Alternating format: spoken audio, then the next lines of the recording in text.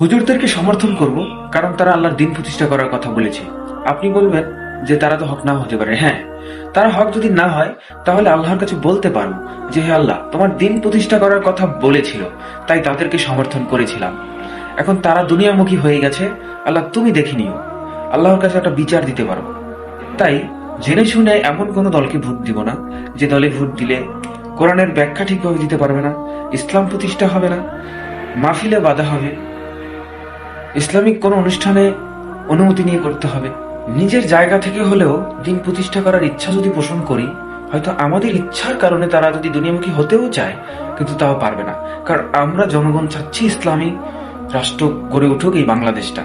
তাহলে তারা ভয় পেও, কারণ জনগণ, এই ছাত্র জনতা যে ফেসিবাদ দমনে যে ভূমিকাটা রেখেছিল, এইরকম ভূমিকা, এই ভূমিকার কারণে প্রত্যেকটা দলই ভয় আছে জনগণ থেকে। জনগণ চাইলেই যে কোনো সরকারকে পল্টি মেরে দিতে পারবে। তাই প্রত্যেকটা মানুষ যদি তার নিজের জায়গা থেকে বলে যে ইসলাম প্রতিষ্ঠা হবে, তাহলে ইসলাম প্রতিষ্ঠা না করে কোথায় যাবে? কোন দল ইসলাম প্রতিষ্ঠা করতে পারবে না। বাঙালি জাতির কাছে কোনো নেতা, কোনো দলই বড় নয়। বাঙালি জাতি এমন একটা জাতি। তাই ভাই আমার, মন থেকে ইসলাম প্রতিষ্ঠা করার কথা বলো, দেখবে ওই নেতারা যদি দুনিয়ামুখী হতেও চায়, পারবে না। কারণ আমরা জনগণ চাইলে তাকে নিমিষে ওই ক্ষমতার চেয়ার থেকে নামিয়ে দিতে পারবো। তাই বুঝে শুনে ইসলাম প্রতিষ্ঠার ক্ষেত্রে একটা ভোট দিন।